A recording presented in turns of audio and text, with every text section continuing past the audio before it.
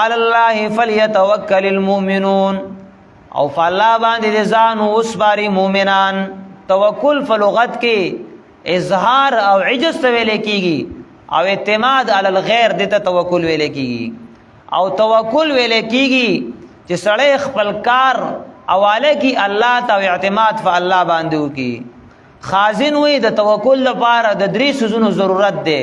یو چې دا موکل دا ودا عقیده ساتي چې پر هر څه باندې عالم الله دی.